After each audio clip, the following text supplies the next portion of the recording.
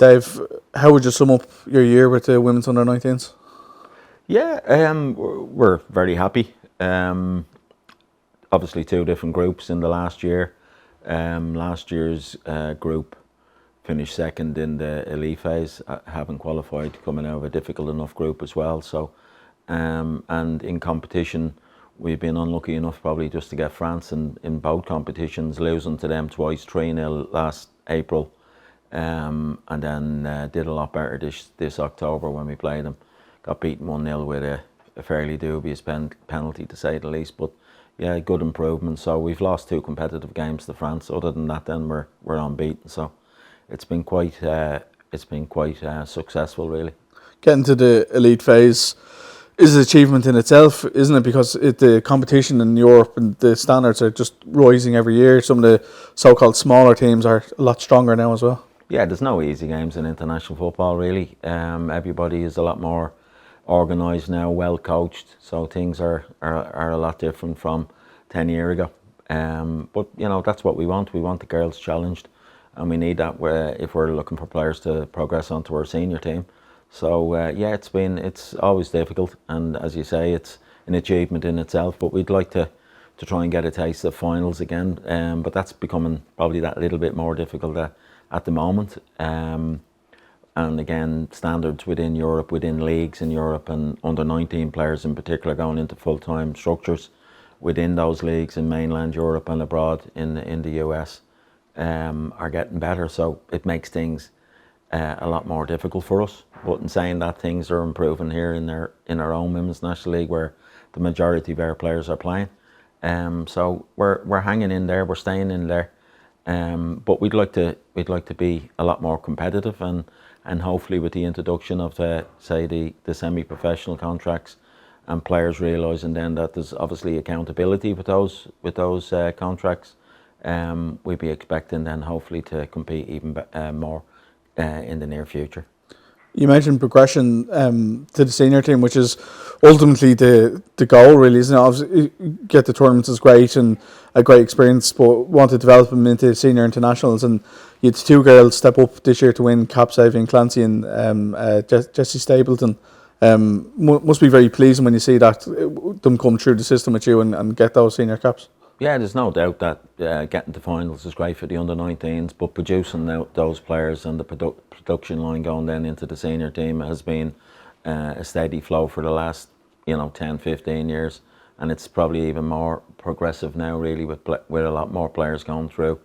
But yeah, it's very, very pleasing, but we do realise that we play our part in it, and obviously these players have come from clubs and worked hard in clubs, and clubs have worked hard with those players as well.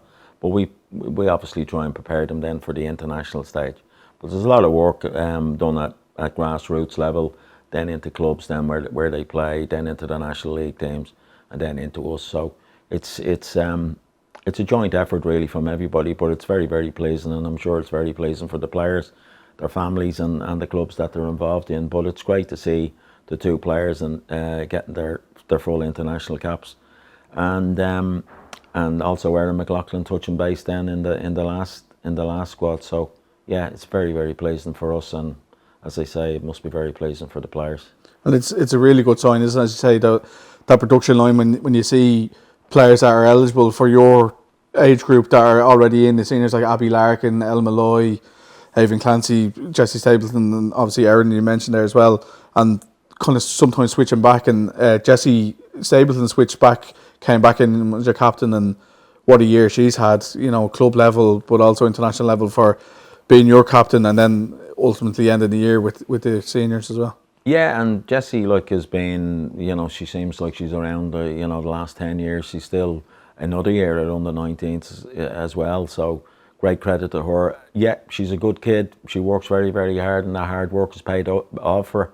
And she's, as you say, she's had a great year in the Women's National League, internationally, Young Player of the Year in the league, Player of the Year in the Women's under-19s international year for 21-22 season, and is having a very good 22-23 season so far as well. So yeah, it's great for her, really is, and she's done really, really well. This is a great example for other girls to follow what she has produced, isn't because the level of consistency, but maturity, as you say as well, that she's shown, but also developed this year. It's a great example for younger players. Yeah, well, like she captained the squad like in 2021 in the summer against Northern Ireland in the AUL. So to captain an under 19s team at 16 is an achievement in itself. But maturity, yeah, she's an old head on young shoulders, and has never really let us down. Has played really, really well in her games. She was very, very good in the campaigns in 21, 22, and again, as I just said, she's been great this season for us. But gaining that experience of going into the senior squad and bringing that experience back down with her into the under 19s and trying to instill that into players around her is can only be great for the under 19 squad. You touched on it earlier about the Women's National League, and when you look at your squad now, nearly every single player in your squad is nearly a regular at their clubs in the Women's National League. If not coming off the bench, a lot of them are starters.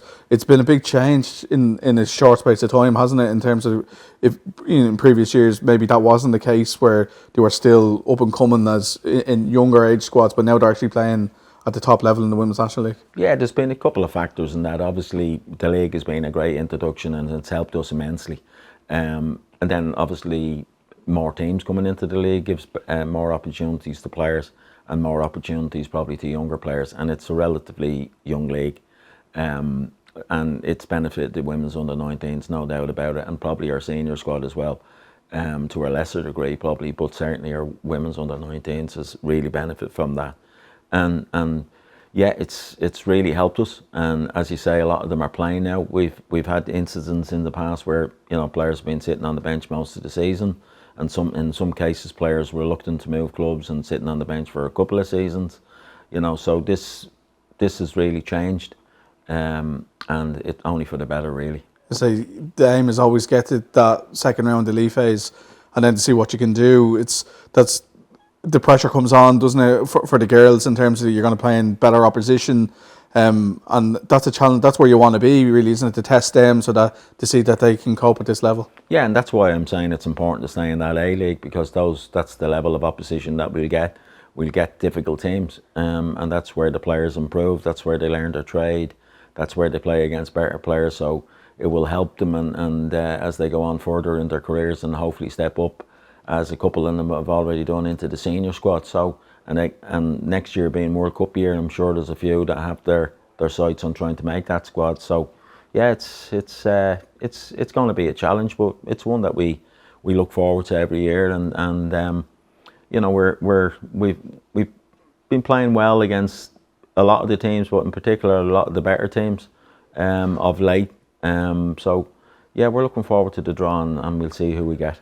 Could I just ask you about what goes into international football in terms of the coaching element of it and the football side of it, but also off the pitch and, getting girls ready for the demands of international football in terms of what it means to represent their country and understanding all of that. And one of the big things that you have in your favour is a really good backroom staff that help with that. And I just wondered, how does that work in terms of the girls come in and they get their eyes open to this new arena and the roles that the staff play in it?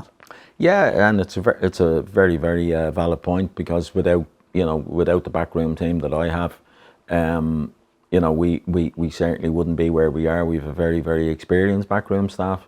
Barbara Berman been with me since I've been with the squad, so 10 or 11 years now. Keita Holloran's in as coach, Lizzie Kent is in as coach, and Pat Bean has been in with me for 9 or 10 years now as the goalkeeping coach.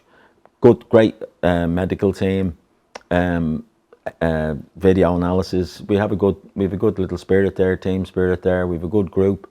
Everybody knows their roles and responsibilities, but certainly trying to instill that into the players coming from a different, because it is different, the league and international.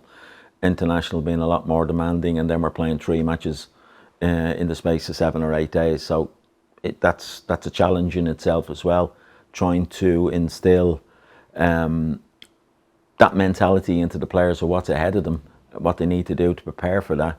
And then you have kind of away from the football, I'd probably have to be dealing with players who have oral exams in the Leaving Cert, trying to change schools, trying to to facilitate these oral exams.